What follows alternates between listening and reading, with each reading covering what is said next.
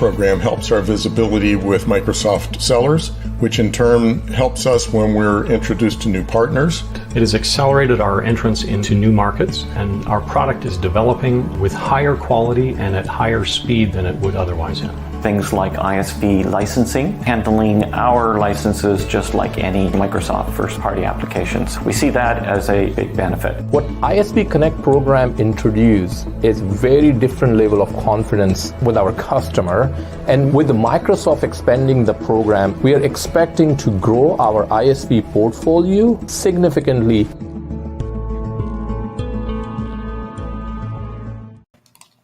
Well, good morning, good afternoon, good evening, everybody. Thank you again for taking the time to watch another ISV Connect live show.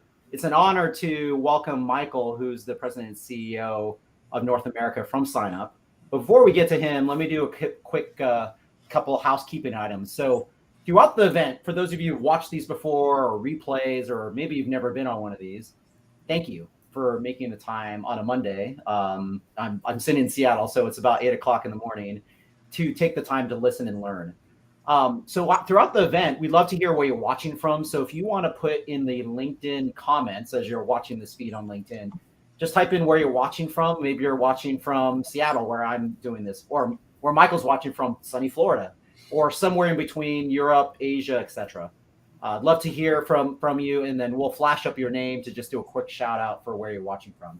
And the second is that if there are any questions that you may have, let's say Michael and myself during the dialogue, it sparks a question that you may want to ask.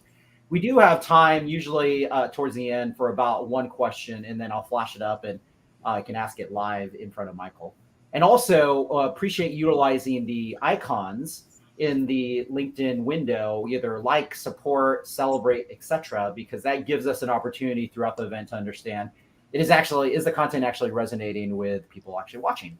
So that being said, Michael, gosh, thank you so much for making the time to join this call today. We truly, truly appreciate you being here. You're very welcome. It's my pleasure. Glad to be here.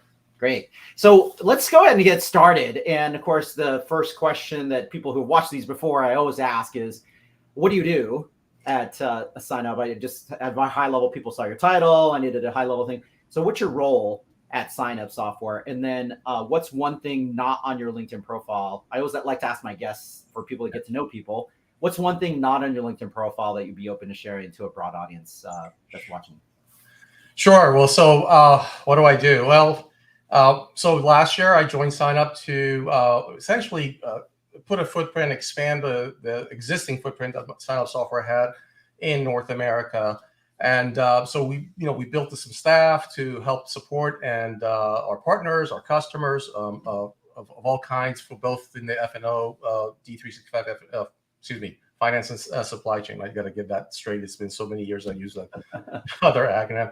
And the BC Central solution set. So my edict was to build the team, expand, and meet with our customers and partners and help them expand as well. So on a day-to-day basis, that's what I'm focused on, along with all the other back-end stuff that we need to do as a wholly owned subsidiary of SignUp.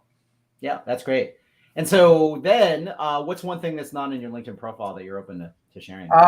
So you might see this little thing in the background. That's actually a swordfish bill. And that swordfish bill I caught was 450 pounds. And the day, usually when you go swordfish billing, I would love to fish years ago.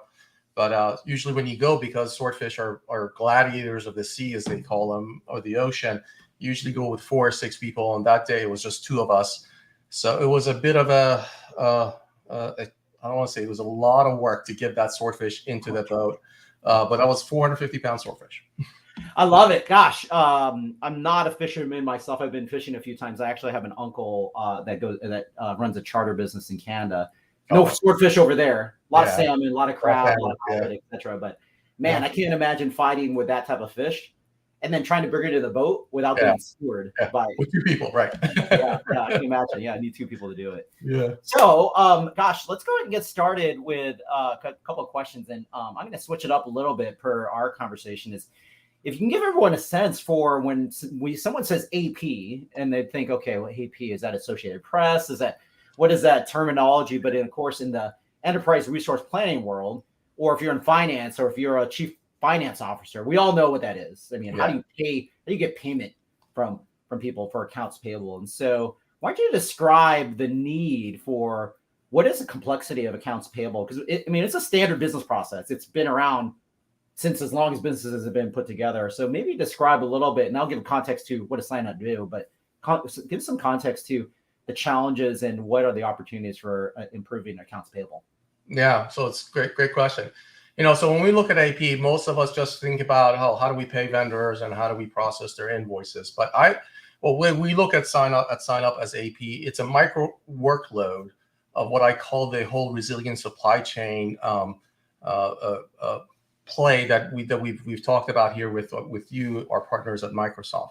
So when you look at the current supply chain issues, one of the things you have to consider, not just the actual products or services, the capacity to deliver, but also how you treat those vendors and how they're performing for you. Well, the way you process those invoices that come in and the timeliness of those approvals or any exceptions that need to be handled, that's part of the AP processing and invoice processing workload. And that's what we help automate, leveraging all the Microsoft tools in our platform for that we take advantage of. So if you look at your AP invoice processing scenarios, especially here in North America, we are not as adaptive to automating that as most of the Nordics and the European countries, as well as some in the Asia Pac now.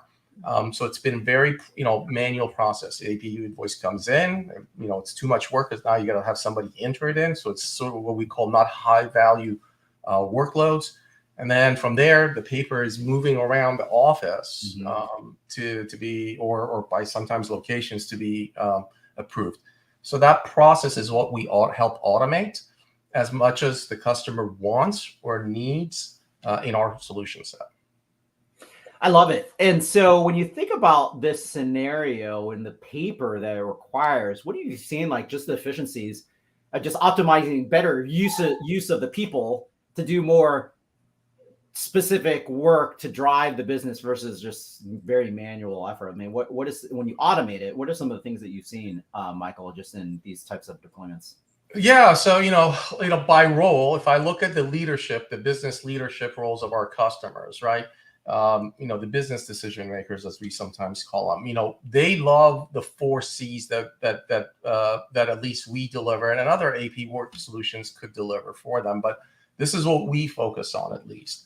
The first thing is capability, because most of our customers are still growing, or they need to have the capacity to grow, but without adding incremental expenses and costs to their businesses. And so what that means in the AP world, if you're selling more of a product or manufacturing more of the product, you had to have more headcount to manage the AP documents that were coming in. And, some customers do use EDIs, but there's still the workflow process of approving them that could still be manual. So the capability of being able to grow and having to be able to control costs, those which happen to be 2 other C's in the 4 C's, that's a big thing for them.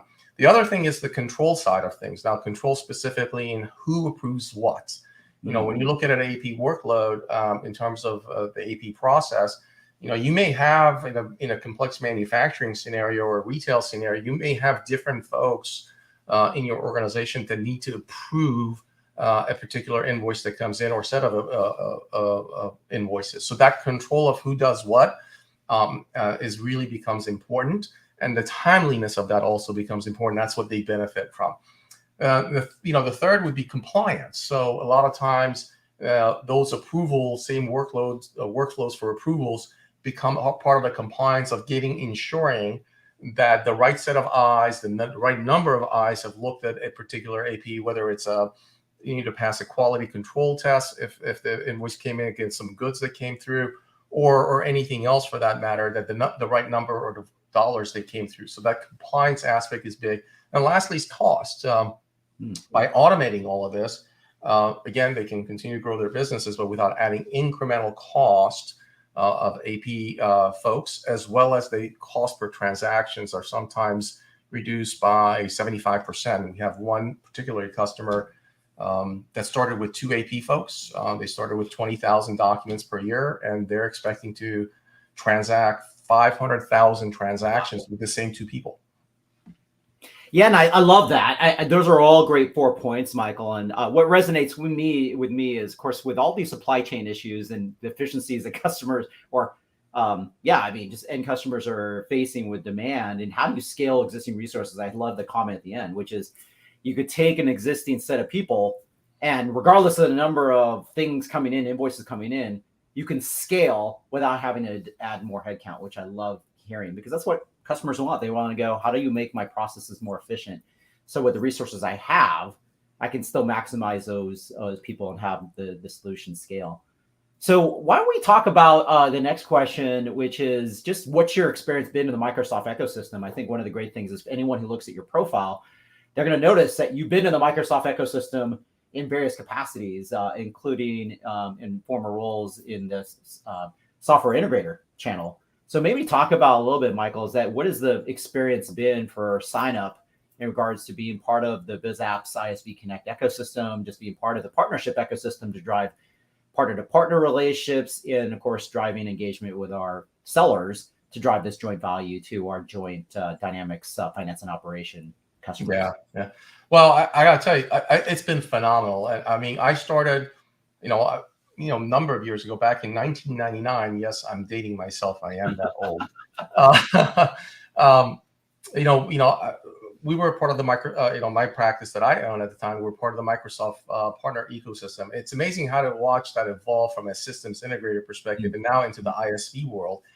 And I have to admit, even despite some of the questions and a couple of little challenges that we've had, I think that generally I cannot compliment the ISV team enough about just being there to be supportive and listening and wanting to help address our issues. And yeah, we understand, being part of on the SI side and now on the ISV side, as large of an organization you are, being Microsoft as our partners, we understand that sometimes change doesn't come overnight. Mm-hmm. But just being open and willingness to listen and understand where as an ISV, our needs were, I think that's been tremendous. And I think the other thing that for me, I think is important is we want to even get more deeply integrated with the sales cycles and your processes at Microsoft from a sign-up perspective. Because one thing we know, when we co-sell together with you and our mutual systems integrators, right? We really, and other ISVs, we really round out that we're much, much better together as if we were trying to all sell separately to the same customer base. Yeah. I did spend a little bit of time in the dark side over in the Oracle world, and I got familiar with the SAP folks. And that's what that's their model. They're always going to go in and try to talk about the weakness of the Microsoft solution is because you have partners in there. And that's exactly what I think is not correct. That's the strength that we bring, because collectively we are a lot stronger than the single point solutions that these our competitors try to offer and often are not very good at. Yeah, absolutely. And I appreciate those comments, Michael, because at the end of the day, Microsoft was always built on the trust and all the things that we end up doing, but partnerships are hugely important. And we can't have a vibrant ecosystem or be successful because there's no way one software company on the planet can do everything. It's impossible. I'm not sure if anyone will ever get to that point, but the reason why we have an ecosystem and fantastic partners like SignUp is to round out those scenarios, because when we think about our first party capabilities, there are great foundational things that already exist that then, like SignUp and ISVs like yourself, can then look at that and go, okay, here's how I can make this even better based upon the resources you can bring to the table, because these aren't areas that we're going to heavily necessarily invest in, but we are going to invest in our partner channel to build out these types of things. Last thing I want to call out is maybe you can talk a little bit about you mentioned partner to partner, but I think that's one of the amazing things I've seen specifically with you is that you have such strong P2P relationships, probably because of your background in the Microsoft ecosystem, but in particular, one of our global ISVs that our team manages that does treasury and banking automation, you have a great synergy and partnership. So maybe for people listening, because that is just as important. When people think about working with Microsoft, they think, oh, it's working with the sellers to drive value, which is important. But another big piece to that equation is, of course, partner-to-partner relationships and how do you work together, because there are other partners rounding out the finance, I guess, for lack of a better term, the finance business process, which AP and banking treasury sometimes go hand in hand. So maybe you could talk a little bit about the P2P relationships and how. Yeah, be happy to. Yeah, we're really fortunate to have such a strong partnership with our master partner, SK Global, here in North America. And it's a phenomenal relationship, because when you look at that whole workload from a customer experience perspective, there is the process of processing the AP invoices, and then often there is a whole set of approval processes to get the payments out. And that's where our two products really dovetail together so closely and so well together in terms of that workload. They're phenomenal for us. We have on a global basis probably 90 plus global partners, and SK Global is a part of that community for us. There are some system integrators, especially on the BC side, as that volume, like for example, Velocio, they became a partner of ours earlier this year, and we're really looking forward to working with them, particularly on the BC side and potentially on the F&O side. Now, of course, SK Global is our master partner for our finance and operations solutions, and there are some other things that are deeper partnerships that we're working on with SK Global, which I'll leave everybody in suspense to be announced. But it's not what you think. It's just we are going to look to get how do we get deeper in our bundling solutions. So I don't want to lead anybody on here. Yeah. They've been phenomenal, and I think one of the things that we've been talking about with SK Global, with Velocio, with partners like Sickage and others even, is whether how do we go and target industries together with specific partners and Microsoft, and that's been very near and dear to my heart, and that's what we're doing. We're talking to some really strategic partners in specific verticals that they're focused in, and say, okay, we're going to come in as maybe one or two ISVs, SK Global and SignUp. We're going to help you round out the solution for the business outcome you're looking for, and we're going to work together along with Microsoft to go for this particular industry, and we're going to be very selective on the SIs that we go with, partner with on those industries. And then with the assistance of Microsoft, our goal there is just to go find net new customers for D365 that are going to have a tremendous experience with these, industry-based solutions. And of course, our solution in SK Global is part of that overall solution with Microsoft and that SI's IP in that vertical and industry. I love it, Michael. Gosh, well said. With all the things that you are advancing on and leveraging existing today, and I think I do want to specifically call out your comment on Business Central. And so, for those listening and you hear the term BC, that does stand for Business Central, and that is a Microsoft product. It is a very lucrative business because you think about finance and operations, or you think about the ERP side. Of course, finance and operations, typically we go into more of the larger accounts. And when you say enterprise, I don't want to use a Microsoft terminology, but it is typically the solution that people use for larger scale deployments. But when you think about small businesses, or even some of our customers who aren't in a small business still use Business Central because the breadth of capabilities that might meet the needs of some people. And it's great that SignUp does both, does support the product lines of finance and operations and Business Central itself. So one of my favorite questions I always like to ask, Michael, so you talked about accounts payable and the benefits. I mean, the 4 key things that you're seeing and the things that you help to solve for customers. Maybe give a couple of customer examples. I mean, what have you seen? I mean, being the executive leader in North America, I'm sure you've been involved in a number of deals where customers are doing, to your point, manual processes or something that is pretty, not to say archaic, but just legacy that can be improved. And so maybe you can give people listening or watching live examples of use cases, either by industry, or I think that's probably super relevant. A lot of people want to know, it's like, oh, if I'm in manufacturing, what would this mean? If I was in financial services or professional services, what would this mean? So maybe you can go in a few minutes of just talking about some of the joint customers we have. Yeah, so that's a great question. So let me start with a couple in the EU, a couple of them there, and then I'm going to come back and round that out with some of the customers in North America. So in the EU, if you think about Volvo, Scania is another huge trucking manufacturing. They're all over the world except North America because of there's pretty well established. Those are some of our bigger customers in manufacturing, in the manufacturing sector. We also have. If everybody has seen the cameras, the videos on all the law enforcement, that's a company that does that. It's called Axon. They're one of our customers as well here in North America. On the retail side, and distribution and consumer packaged goods side, Mattress Firm is recently has acquired our solution, and we're in the process of rolling that out. That's a organization that Microsoft Consulting Services, or formerly known Consulting Services, I think they're called Industry Solution Delivery Organization now, that's working with. Same thing with Pool Corp, which is another solution company that the ISD team is leading the implementation for.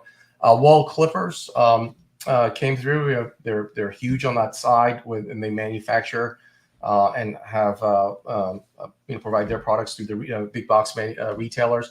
Coca-Cola in Africa is another one in the CPG and manufacturing side as well. So when you talk about those manufacturing and retail, a lot of them have very complex workflows for approvals, a lot of matching at the line level when purchase orders are being processed and received. So those are some complex scenarios that we accommodate for them and help them really process the transactions up to 5 times faster and up to 5 to sometimes 8 times at a lower cost basis than they are doing today. So some of those, we have lots of case studies we can share with our partners when those scenarios are needed for even customers as well on some of those types of successes that we've enjoyed with Microsoft and our partners. I love it, Michael, and what a broad range of things. So you think about some of those things. I mean, you talk about we all get haircuts, and you think about the clippers, and you mentioned one of those customers that supply the bulk of clippers that hairdressers use, and the amount of stuff that goes in to make that, and then the payable piece of that to go pay the suppliers. Or you mentioned a software drink provider, all the ingredients that have to be involved with that. And I love it because at the very beginning, your comments on scale and being able to do that and have the compliance in place is super, super important. I love it. So as we wrap up, I'm just looking, and it doesn't look like we have any questions coming in. But as we wrap up, what are some of the things that you would say as call to action? So someone who either is most likely maybe watching this and comes across this as a replay, what would you say to either partners that may want to be interested in a P2P, or even a customer who may come across it going, this is super interesting. Of course, the great thing about accounts payable is everyone has it. Everyone. So if you're running Dynamics, F&O or Business Central, or evaluating it and then wanting to look for, how do I provide automation? What would be some call to actions that you would recommend people do?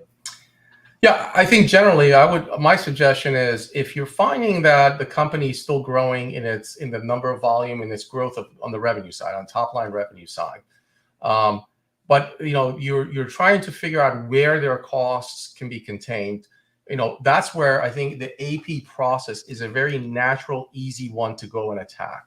I always say the scenario, cost savings is something we've always talked about in the ERP world for our customers and how they could realize it. And it usually came down to, well, if you consolidate applications and you don't have to pay for maintenance for a bunch of them, that helps you manage the cost. But, the whole AP automation process is a direct bottom line impact. So, if a company is running at 20% gross margin in their manufacturing organization, for every dollar you're adding into the EBITDA side, or every, I should say, $2 or $3 you're adding to saving, you're adding to your EBITDA, meaning you don't have to sell as much, right?